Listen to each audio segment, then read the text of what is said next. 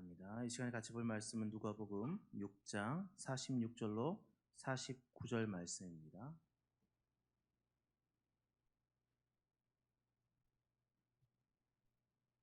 누가복음 6장 46절로 49절 말씀입니다. 제가 한 절 읽고 여러분들이 한 절 읽고 마지막 절은 같이 읽도록 하겠습니다. 너희는 나를 불러 주여 주여 하면서도 어찌하여 내가 말하는 것을 행하지 아니하느냐.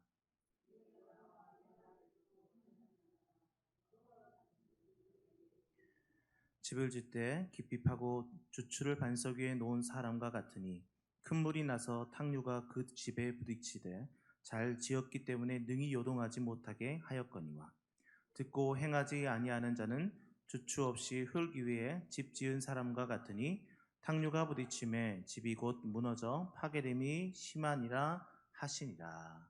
아멘. 오늘도 하나님의 말씀을 통해서 또 우리에게 은혜 내려주심을 믿습니다. 오늘은 듣고 행하는 자라는 제목으로 같이 말씀을 나눴으면 좋겠습니다. 우리는 잘 알고 있죠. 하나님의 말씀을 듣고 그 말씀대로 행하는 자가 복이 있다라는 것을 잘 알고 있습니다. 그래서 우리는 말씀을 듣고 그 말씀에 행하려고 부단히 노력하고 또 그 말씀을 따라 순종하려고 하고 있습니다. 그래서 실은 오늘 설교의 내용들을 쭉 읽으면 들어보면 기존에 알고 있던 내용일 것 같아요. 새롭게 느껴지지는 않을 것 같습니다. 그럼에도 불구하고 이 앞에서 말씀을 전하는 이유가 뭐냐면 그것이 지금 우리 시대에 또 지금의 우리의 상황 속에서 가장 필요한 것이 듣고 행하는 것이기 때문입니다. 그래서 우리는 항상 하나님의 말씀을 듣고 그 말씀대로 행동하는 저희 모두가 되길 소원합니다. 그래서 우리는 하나님의 말씀을 매번 듣습니다. 주일날 설교를 통해서 또 여러 가지 개인적인 또 여러 가지 모임들이나 또 이야기를 통해서 그리스도에 관련된 것들을 서로 나누고 또 교제하고 그렇게 하고 있습니다. 또 그렇게 들은 말씀들을 가지고 우리가 하루하루를 어떻게 살아갈까 고민하고 또 그것을 살아내려고 부단히 노력하는 모습들을 보게 됩니다. 그리고 말씀 앞에 나의 삶이 어떠 있는지 되돌아보면서 회개할 사람들은 또 회개하고 또 기뻐할 사람들은 기뻐하고 있습니다. 그런데 우리는 구원에 대해서 잘 알고 있습니다. 우리는 구원을 어떻게 받죠? 예수 그리스도를 믿음으로 받습니다. 우리가 예수 그리스도를 믿음으로 받는다는 사실들은 절대 변하지 않습니다. 바울이 전도 여행을 떠납니다. 그래서 바울이 전도 여행을 떠나서 1차 전도 여행을 하고 나서 돌아왔던 다음에 예루살렘 공회의에서 결의된 것이 있습니다. 그것이 뭐냐면 바로 예수 그리스도를 믿음으로 구원받는 거지 할례를 행함으로 구원받는다는 것은 아닙니다. 그래서 예수 그리스도를 믿음으로 구원받는다는 것을 확증하고 2차 전도 여행을 떠납니다. 그래서 자기가 갔던 지역들을 쭉 순회하다가 아시아를 가고 싶었어요. 그래서 아시아를 향해서 가려고 하는데 성령님이 막으시는 거예요. 아마도 여러 가지 원인들이 있었겠지만 아마도 그 시점에 누가가 합류했다라는 것을 보면 누가가 의사였지 않습니까? 그다음에 몸에 뭔가 이상이 있었을 것 같아요. 그래서 그가 아시아로 가고자 하는 그 일들을 성령이 막으셨기 때문에 이제 마게도냐 지역으로 돌아갑니다. 마게도냐 환상을 통해서 지금으로 말하면 유럽 지역이죠. 그 지역을 들어갑니다. 그리고 거기에 마게도냐 첫 성인 빌립보 성에 들어가게 되죠. 빌립보에서 여러 사람들을 만나고 전도하는 과정 속에 귀신 들린 여종을 고치는 사건이 발생합니다. 그래서 그 귀신을 쫓아내고 그 귀신 들린 여종이 귀신에게 해방이 되는 거죠. 근데 문제는 그 귀신 들린 여종이 그 귀신 들려가지고 막 점을 쳐주는 거예요. 사람들에게 점을 쳐주면 그 주인이 돈을 받아 챙기는 그런 일이라면 일을 하고 있었죠. 근데 그 수입원이 끊어진 거예요. 그러니까 어떻게 했어요? 이 주인들이 고발을 한 거죠. 바울이 잡혀가게 됩니다. 매도 맞습니다. 그리고 감옥에 있다가 하나님의 은혜로 그 감옥에서 풀려나게 되죠. 감옥 문이 열리게 되고 손에 채웠던 착고가 풀려지게 되는 역사가 있었습니다. 그 사건들을 보면서 간수가 이제 자살하려고 해요. 왜냐하면 자기가 지키고 있던 그 죄수들이 풀려났다라는 생각에 도망갔다라는 생각에 어차피 죽을 거니까 내가 지금 죽어야 되겠구나라고 자결을 하려고 합니다. 그때 바울이 말리면서 그렇게 하지 말라라고 얘기하죠. 그때 이 간수가 했던 이야기입니다. 간수가 뭐라고 얘기했냐면 사도행전 16장 30절 말씀입니다. 같이 한번 읽어보겠습니다. 그들을 데리고 나가 이르되 선생들이여 내가 어떻게 하여야 구원을 받으리까 하거늘. 그렇게 간수가 물었습니다. 그때 바울이 뭐라고 대답했을까요? 그렇죠. 너무 잘 알고 있습니다. 그 다음 31절 말씀이 이렇게 되겠죠. 이르되 주 예수를 믿으라. 그리하면 너와 내 집이 구원을 받으리라. 아멘. 이렇게 이야기를 했습니다. 그래서 우리는 이것을 통해서 무엇을 알 수 있습니까? 구원이라는 것은 어떤 행동과 어떤 값을 치러야 되는 것이 아니라 예수 그리스도를 믿음으로 구원받는다는 사실을 우리가 말씀을 통해서 알 수 있습니다. 이것은 절대 변하지 않습니다. 이게 흔들리는 그 순간 우리의 신앙은 무너지는 거예요. 그래서 우리가 예수 그리스도를 믿고 있다면 우리는 구원받은 사람임을 확신합니다. 이것은 흔들려서도 안 됩니다. 그런데 이 믿음이라는 것들이 그냥 믿으니까 끝난다 이렇게 생각하시면 또 잘못된 생각이에요. 어렵게 들어가는 게 아니라 이 믿음이라는 것은 행함으로 나타난다라는 것이죠. 행함으로 나타나지 않는 믿음은 잘못된 믿음이죠. 나는 예수님을 믿는다라고 하면서 예배도 드리지 않고 그냥 내 마음대로 살아간다. 그 사람은 믿음이 있는 걸까요? 없는 걸까요? 없겠죠. 그래서 우리는 어찌됐든 하나님 앞에서 믿음 생활들을 지켜나가려고 행동으로 그 모습들을 보이게 됩니다. 그래서 우리가 행함이 없는 믿음은 죽은 믿음이라고 하죠. 야고보서 2장 14절 말씀에 내 형제들아 만일 사람이 믿음이 있노라 하고 행함이 없으면 무슨 유익이 있으리요? 라고 얘기하고 있습니다. 그래서 행함이 필요하다고 했고 17절 말씀에 이와 같이 행함이 없는 믿음은 그 자체가 죽은 것이다 라고 이야기하고 있습니다. 그래서 우리의 믿음은 구원으로 이어지지만 우리의 믿음으로 구원으로 가지만 이 믿음이라는 것은 행함으로 나타나는 것들을 우리가 기억해야 됩니다. 그래서 우리가 행함으로 어떤 믿음이 보여지지 않는다면 그들의 신앙은 잘못된 신앙인 거죠.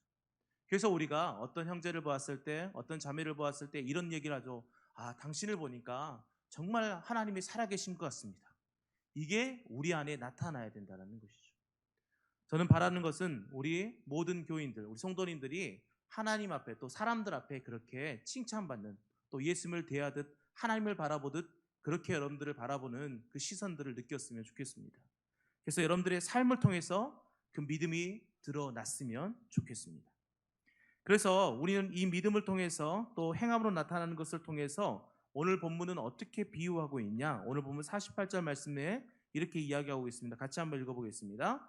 집을 짓되 깊이 파고 주추를 반석 위에 놓은 사람과 같으니 큰 물이 나서 탕류가 그 집에 부딪히되 잘 지었기 때문에 능히 요동하지 못하게 하였거니와. 아멘. 자, 이 본문을 쭉 읽어보면 행함이 있는 사람들은 어떤 생활들을 하는가라는 것들을 보여주고 있어요.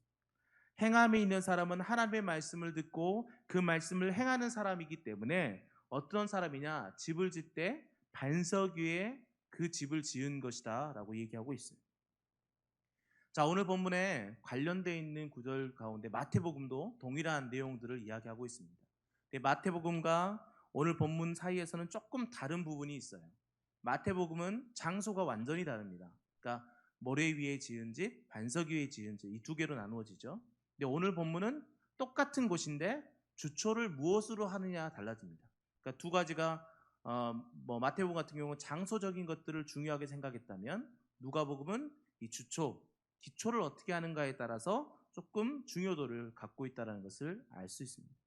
이것을 다시 말하면 마태복음은 장소에 관심이 있고 누가복음은 건축 방법과 과정에 관심이 있다는 것을 알 수 있습니다. 그래서 두 개가 다르기 때문에 성경이 오류다 이것은 아닙니다. 각각 어떤 것을 더 중점적으로 바라봤느냐에 따라 달라지죠. 그런데 이 두 가지를 다 생각해 보면 우리가 행함이 있는 믿음에 대해서 그러면 우리가 행해야 되는 이유에 대해서 그리고 방법에 대해서 오늘 본문과 마태복음 본문은 이야기하고 있더라고요. 그래서 저는 두 가지를 이야기하고 있습니다.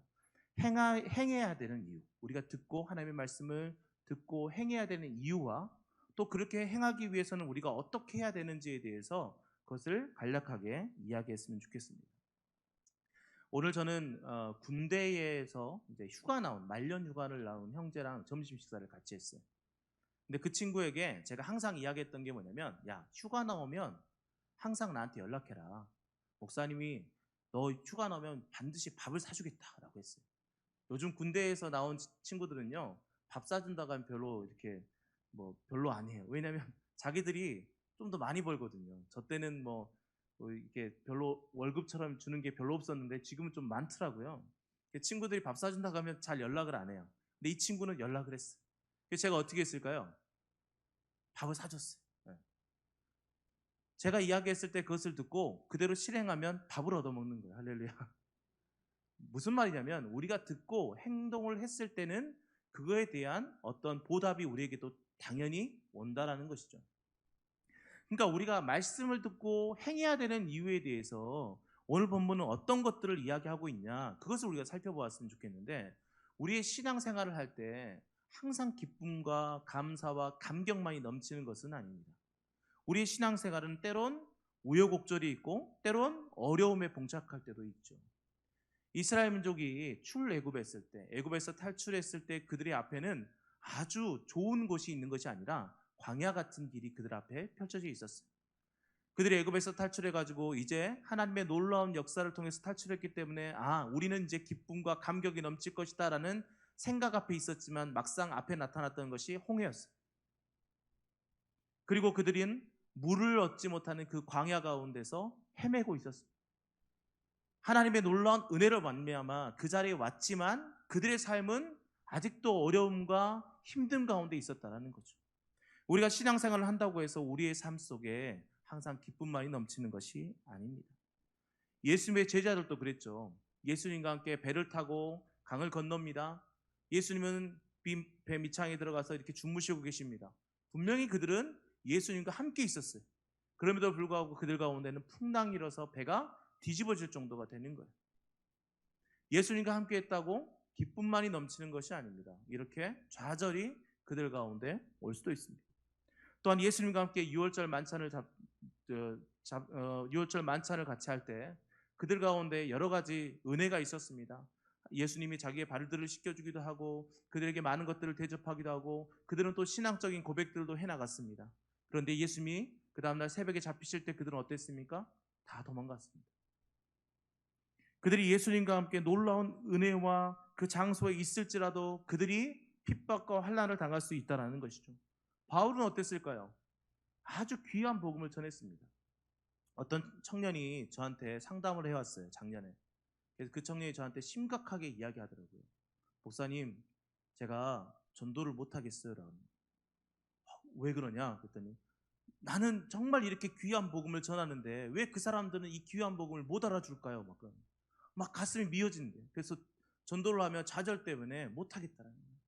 그래서 여러 가지 말로 이야기를 해서 우리가 복음을 전하는 것은 그 사람을 설득하기 위한 것이 아니라 귀한 복음을 그들이 듣도록 하는 것이다 라고 얘기를 해서 그가 계속적으로 전도했던 것을 봅니다. 바울은 이 귀한 복음, 그 어떤 것으로도 비유할 수 없는 그 놀라운 복음을 갖고 복음을 전하고 있는데 그 삶 속에 막 기쁨과 감격과 막 찬양만이 넘쳤을까요? 물론 그 안에는 기쁨과 감사가 넘쳤겠죠. 그러나 그의 생활과 그의 모습들은 어땠습니까? 매맞고 감옥에 갇히고 또 그들이 어려움 가운데 있고 풍랑 가운데 배가 뒤집어지고 이런 상황 속에 있었다라는 것이죠. 그래서 중요한 것은 뭡니까? 우리가 믿음의 생활들을 살아간다고 해서 우리 가운데 막 감격과 감사만이 넘치는 것이 아니라 풍랑이 있을 수 있다라는 거죠. 그때 우리에게 무엇을 말씀하십니까? 주의 말씀을 의지하여 순종하고 행해라 라고 말씀하시는 거예요. 오늘 48절 말씀에 이렇게 이야기하고 있습니다. 집을 짓되 깊이 파고 주초를 반석 위에 놓은 사람과 같으니 큰 물이 나서 탕류가 그 집에 부딪히되 잘 지었기 때문에 능히 요동하지 못하게 하였거니와 라고 얘기하고 있습니다. 하나님의 말씀을 듣고 행하는 사람은 그 주초를 반석 위에 지은 사람 같기 때문에 아무리 큰 풍랑이 와도 그 가운데 넘어지지 않고 요동하지 않는다는 것이죠. 그래서 우리가 말씀의 행함으로 나타나야 되는 이유가 무엇일까? 바로 이것이에요. 뭐냐? 요동하지 않기 위해서. 세상의 풍랑 가운데 요동치 않기 위해서 하나님의 말씀을 듣고 행해야 된다는 거죠. 우리가 코로나19 바이러스 때문에 많이 힘들어하고 있습니다. 정말 힘든 것 같아요. 많은 사람들이 힘들고 사업하는 사람들 또 장사하는 사람들 그 외에 그냥 일반 사람들까지도 굉장히 힘들어하고 있습니다. 이럴 때 우리가 요동치 않을 수 있는 방법이 뭘까요? 그것은 말씀을 듣고 행하는 것이라고 저는 확신합니다. 그럼 어떻게 행해요? 할 것도 없는데 뭐 어디 나가지도 못하고 만나지도 못하는데 맞습니다. 그러나 그 가운데 하나님은 그 상황 가운데 우리가 해야 될 일을 매 순간순간 말씀해 주시는 거예요. 사순절기가 지금 성경을 읽고 있습니다. 지금 요한복음 저도 읽고 있는데 읽으면서 그때그때마다 하나님이 저에게 주시는 또 다른 명령들이 있는 거예요. 요한복음 1장을 읽는데 제가 요한복음 1장을 이번 그 겨울부터 해가지고 네 번째 읽었습니다. 왜 네 번째 읽냐면 겨울 수련회 할 때 요한복음 본문을 가지고 제가 교육을 담당했기 때문에 요한복음을 전체적으로 청년들과 같이 읽고 같이 공부를 했어요. 또 청소년 캠프가 있었어요. 청소년 캠프 때도 같은 본문을 갖고 하니까 거기 교육 담당이니까 그 청년들과 함께 또 요한복음을 처음부터 끝까지 읽었어요. 그리고 필리핀에 갔더니 또 본문이 똑같아요. 그래서 요한복음 1장부터 또 읽었어요. 이번에 또 네 번째 읽습니다. 네 번째 읽는데 그때그때마다 하나님이 저에게 명령하시는 것이 다르더라고요. 요한복음 1장 읽으면서 너무 큰 은혜가 있었어요. 그동안 이해하지 못했던, 물론 그동안 저에게 마음적으로 다가오지 못했던 부분들이 이번 네 번째 읽으면서 마음에 확실히 다가오는 것들을 많이 느꼈습니다. 그러면서 저에게 말씀하시는 건 뭐냐, 네가 말씀 앞에 바로 서지 못하니까 네가 흔들리는 것이다 라고 말하는 것 같더라고요. 하나님의 말씀을 쭉 듣고 야 봐라, 이 요한도, 세례 요한도 말씀을 붙잡고 지금 이렇게 사역하고 있지 않느냐, 근데 너는 지금 말씀을 붙잡고 있지 않는 너의 모습을 봐라 라고 말씀하시는 것 같더라고요. 그래서 요한복음을 더 깊이 있게 보고 또 더 깊이 연구하는 시간들을 가졌어요. 그러니까 이때마다 그 말씀과 그 말씀 가운데 나에게 주어지는 것들을 행할 때 하나님은 이 어려운 환경 가운데 나를 요동치 않게 해주시는 것을 저는 경험하고 있습니다. 사랑하는 성도 여러분, 우리가 말씀을 듣고 행해야 되는 이유는 우리의 환경 가운데 우리가 넘어지지 않기 위해서입니다. 그냥 말씀만 듣고 그것을 넘어가면 그것은 아무것도 되지 않습니다. 우리는 성경을 통해서 이 이야기를 알고 있습니다. 두 형제 이야기죠. 큰아들에게 그 주인, 이제 아버지가 이야기하는 거예요. 야, 밭에 가서 이것 좀 일 좀 해라. 근데 큰아들이 어떻게 합니까? 네 하고 안 가요. 둘째 아들한테 얘기했더니 가기 싫어요 하고 가요. 누가 더 복을 받을까요? 하지 않겠다라고 했지만 그것을 행했던 그 둘째 아들이 복을 받습니다. 물론 영어 성경에서는 두 개가 좀 반대로 되어 있습니다. 그러나 이게 뭐 누가 중요한 걸 떠나서 말씀에 행동하는 것과 행동하지 않는 것이 좀 차이가 있는 거죠. 말씀을 듣고 행동한 사람은 그의 마음속에 하나님께서 기쁨으로 또 충만케 해주심을 믿습니다. 그래서 우리가 이 세상 가운데 힘들고 어려운 가운데 그것을 승리하기 위해서, 우리가 그것을 해결하기 위해서 먼저 해야 되는 게 뭘까요? 말씀을 듣고 그 말씀을 행하는 거예요. 그런데 우리는 자꾸만 내 문제만 해결하기 위해서 그 문제 속으로만 갑니다. 말씀으로 가지 않고 우리 문제 속으로만 가요. 문제 속으로 갈 때 어떻게 될까요? 그 문제가 나를 걸려 넘어지게 하는 것이죠. 그래서 우리는 될 수만 있으면 어려운 가운데 말씀을 붙잡고 살아가는 삶, 그리고 말씀을 통해서 나에게 말씀하시는 어떤 행동들이 있다면 그 행동들을 하나하나 해가는 삶, 그럴 때 이 세상에 어떤 풍파가 내게 닥쳐올지라도 내가 요동하지 않도록 하나님이 나를 도우시는 것입니다. 그러면 어떻게 이렇게 될 수 있느냐? 그것은 하나님이 우리의 필요와 모든 것들을 다 알고 계시기 때문이죠. 마태복음 6장 32절 말씀입니다. 같이 한번 읽어보겠습니다. 이는 다 이방인들이 구하는 것이라. 너희 하늘 아버지께서 이 모든 것이 너희에게 있어야 할 줄을 아시느니라. 아멘. 저는 이 말씀을 믿고 있습니다. 하나님은 우리의 모든 것들을 다 알고 계시죠. 그러니까 우리가 말씀을 붙잡고 기도하면서 나아갈 때 하나님이 이 말씀을 통해서 내가 어떻게 살아가야 될지, 이 문제를 해결하기 위해서 어떻게 살아가야 될지 알려주시는 거예요. 이 행함을 통해서 하나님께서는 우리가 필요한 것들을 채워주시고 또 그것들을 얻게 하십니다. 또 한 가지가 뭘까요? 그것은 이 행함을 통해서 우리의 믿음을 온전하게 해주신다라고 말씀하고 있어요. 야고보서 2장 22절 말씀입니다. 같이 한번 읽어보겠습니다. 내가 보거니와 믿음이 그의 행함과 함께 일하고 행함으로 믿음이 온전하게 되었느니라. 야, 너가 보지 않았냐? 이 믿음이 그 행함과 함께 일하니까 행함으로 믿음이 어떻게 됐다? 온전하게 됐다라고 얘기하고 있어요. 사랑하는 성도 여러분, 우리가 말씀을 듣고 행해야 되는 이유는 여기에 있습니다. 우리의 믿음을 더 온전하게 하기 위해서. 이 온전함으로 말미암아 우리가 이 행함으로 말미암아 우리의 믿음이 더 온전해지고, 행함으로 말미암아 우리의 믿음이 지켜지고, 행함으로 말미암아 우리의 믿음이 더 깊어지는 것입니다. 근데 행함이 없다면 우리의 믿음은 더 저 나락으로. 그래서 예수님이 계속적으로 사복음서에서 말씀하신 게 뭡니까? 믿음이 작은 자들. 사랑하는 성도 여러분, 우리가 행함으로 나타낼 때 우리의 믿음은 더 굳건하게 설 줄 믿습니다. 더 온전하게 될 줄 믿습니다. 그래서 우리에게 행함이 필요한 거죠. 그렇다면 우리는 어떻게 행할 수 있을까? 어떻게 해야 행할 수 있을까라는 거예요. 저는 어렸을 때 저희 아버지와 일을 많이 했어요. 저는 일복이 굉장히 많습니다. 어디를 가든 막 일을 하려고 해요. 일을 안 하고 있으면 막 좀이 쑤시는 거예요. 근데 이제 시골만 가면 일은 하기 싫거든요. 왜냐하면 집에서는 워낙 일을 많이 했으니까 좀 쉬고 싶어요. 근데 저희 어머니가 저 올 때마다 항상 일거리들을 만들어놔요. 저번에 갔더니 또 이렇게 거름을 좀 뿌려달라고 하시더라고요. 그래서 저희 딸과 아들하고 같이 가가지고 뿌려주고 왔어요. 그래서 우리 애은이, 애찬이가 경운기로 운전을 했어요. 그래서 제가 뒤에서 뿌리고 얘들은 경운기 운전하고. 물론 이제 직선으로 가니까 뭐 할 수 있죠. 그렇게 이제 일을 하고 있었는데, 저도 이제 일복이 많으니까 일들을 막 해나갑니다. 근데 이제 저희 아버지는 이제 소천하셨지만 10년이 넘었지만, 어렸을 때 아버지와 함께 집을 막 고치는 일들을 했습니다. 집을 고칠 때, 고치고 나서 또 완성되어 있는 집을 보면 너무나 좋은 거예요. 그런데 중요한 게 뭐냐면, 집을 고치기 전에 해야 되는 것이 있습니다. 그게 뭘까요? 먼저 걷어내는 거예요. 불필요한 것들을 걷어내는 거예요. 벽에 걸려있는 것들도 다 뜯어내고, 안에 있는 내용물들도 다 끄집어낸 다음에, 혹시 바닥 공사를 하면 바닥을 먼저 드러내야 됩니다. 저희가 이제 화장실에 여러 타일들을 까는 작업들을 막 하보면 먼저 해야 되는 게 뭐냐면, 그 전에 했던 방수라든지 그 전에 타일들을 다 걷어낸 다음에 다시 이렇게 좀 다독인 다음에 거기다 다시 방수 작업을 하죠. 그리고 그 위에 이제 타일을 깔게 됩니다. 그런 작업을 하기 위해서 먼저 드러내는 것이 필요하죠. 근데 오늘 본문에서 그것에 대해서 이야기하고 있는 거예요. 오늘 본문에서 이 주초를 이 반석 위에 놓은 사람이라는 것은, 먼저 해야 되는 것은 집을 질 때 깊이 파는 것이 먼저이라는 거죠. 깊이 파야 되는 거예요. 이 깊이 판다라는 것을 묵상해 보면 저는 집을 지을 때 그것과 동일하다고 생각됩니다. 기존에 있던 것들을 다 제거하고 내 것으로 채워져 있는 것들을 다 걷어낸 다음에 거기에 반석 대신 예수 그리스도를 넣는 것.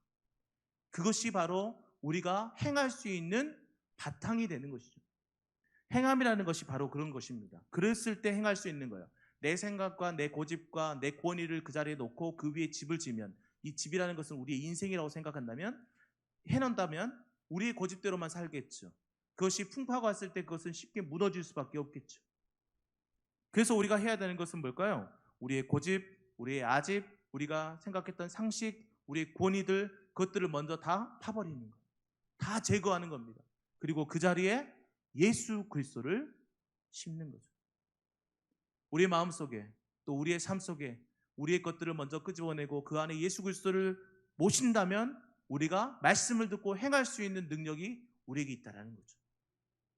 사랑하는 성도 여러분, 저는 확신하는 게 뭐냐면 그겁니다. 우리가 행할 수 있는 것도 하나님의 은혜입니다. 왜냐하면 우리의 건강도 하나님이 주셨고, 우리의 환경도 하나님이 주셨고, 내 생각도 하나님이 허락하시기 때문이죠. 그렇기 때문에 우리는 예수님으로 내 안에 채워야 내가 말씀을 통해서 그 말씀을 행할 수 있는 능력도 저에게 온다라고 확신합니다. 그래서 여러분들 안에 여러분들의 생각들을 벗어버리고 예수님을 채우시길 소원합니다. 성경을 읽고 예배도 드리고 우리의 삶 속에서 가장 기본적인 말씀과 기도와 찬양의 삶을 살아가면서 그 안에 예수님으로 가득 채웠으면 좋겠습니다. 보통 우리는 집에 있으면 게을러지고 뭔가 자꾸 하기 싫어합니다. 그럴 때마다 우리가 해야 되는 것이 바로 말씀과 기도와 찬양입니다. 지금 코로나19 바이러스 때문에 어디를 못 나가는 상황 속에 있을 때, 그러면 답답하다, 힘들다 이런 것들을 이야기하는 것이 아니라 더 말씀을 붙잡는 거예요. 그리고 그 말씀 속에서 우리에게 무엇을 요구하시면 그것들을 행해보는 거죠. 그것이 바로 내 안에 있는 것들을 다 끄집어내고 그 안에 예수 그리스도를 채우는 행위입니다. 그래서 내 안에 예수 그리스도로 충만해질 때 우리는 행할 수 있는 능력도 우리에게 주어지고, 그 행함을 통해서 우리가 믿음이 더욱더 굳건해짐을 믿습니다. 자, 이제 말씀을 정리해 봅니다. 저는 이 정리에 앞서서 이것은 절대 변하지 않는 것들을 이야기합니다. 우리는 예수 그리스도를 믿음으로 구원받습니다. 그러나 그 믿음은 우리의 행함으로 나타남을 우리는 보아야 됩니다. 행함이 없는 믿음은 죽은 믿음이고 그 행함으로 말미암아 우리가 믿음이 더욱더 굳건해짐을 믿습니다. 자, 여러분들 우리가 주여 주여 한다라고 다 천국에 들어가는 것은 아니다라고 얘기하고 있죠. 주여 주여 한다라고 해서 그것이 행함으로 나타나지 않으면 거짓이 되는 것입니다. 그래서 거짓이 존재하죠. 하나님을 믿는다라고 하지만 그 안에 믿음이 없을 수도 있어요. 그러나 한 가지 우리가 행함으로 그 믿음이 살아서 나타난다면 그렇다면 우리의 믿음은 진짜고 그 믿음을 통해서 우리가 하나님의 놀라운 것들을 받게 되고 또 그것을 나눌 수 있는 존재가 되는 것입니다. 그러기 위해서 아까 이야기했던 내 생각과 내 권위들을 드러내야 됩니다. 그리고 엎어버려야 되죠. 그리고 그곳에 예수 그리스도의 반석 대신 예수 그리스도를 채워넣어야 됩니다. 그럴 때 우리가 진정한 행함의 모습, 진정한 믿음의 모습, 또 온전한 믿음의 길 이런 것들을 걸어가고 나아갈 수 있는 것입니다. 남은 한 주간 여러분들 행함이 있는 믿음으로 살아가길 소원합니다. 그래서 그렇게 살아갔을 때 하나님이 주시는 놀라운 축복과 은혜가 여러분들 가운데 충만하시기를 예수님의 이름으로 축원합니다. 아멘. 이 시간에 우리가 말씀을 붙잡고 같이 찬양했으면 좋겠습니다. 여러분들 우리가 하나님의 은혜로 살아가는 것을 믿습니다. 그래서 내가 믿고 의지함은 내 모든 것을 아시는 주님이심을 같이 고백하며 찬양했으면 좋겠습니다.